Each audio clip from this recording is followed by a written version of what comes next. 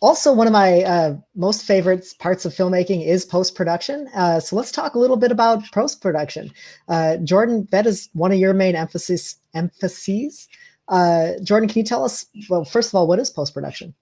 Post-production is anything after shooting. So you're probably editing the film, maybe you're doing effects, you're doing the titles, all the graphics, the coloring, anything like that. Josh, what tools do we use for post-production? What are some of the programs, some of the hardware?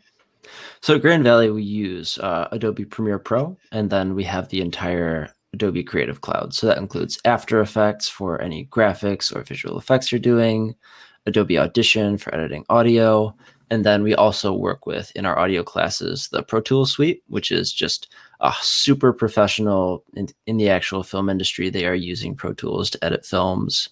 So we just have a wide range of software, and you get exposed and introduced to all of it.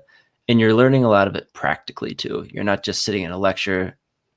As you're working on your projects, you're being shown these techniques, and you're not just being taught software, you're being taught a deeper understanding of it, so that as software gets updated, as you work with different things, you're still relevant because you know these concepts, you know what it means to, edit and to make a good story. Right. And so in my professional career, I've changed editing programs 3 times now.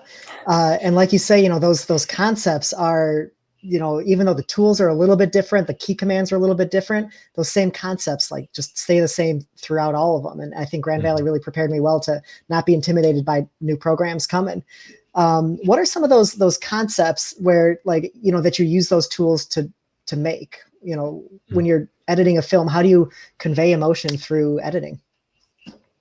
Well, you got to, think about the pacing. Why are you cutting where you're cutting? Every single thing in film has a purpose, especially where you cut.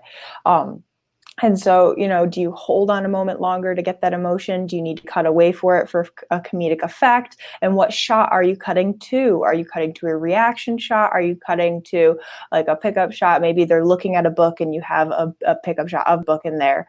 Anything like that. You just need to be really purposeful with what you're doing. That's so cool. I think the whole, vocabulary that we learn around filmmaking is just, it's so useful and so interesting. And, that vocabulary itself is even a tool for these, students who might be watching to end up learning and using.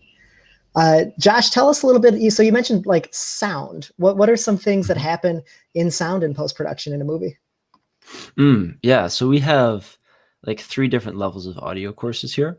And so I had never really gotten super deep into sound, so I didn't really have an appreciation. So this kind of expanded my understanding because, first of all, there's the recording.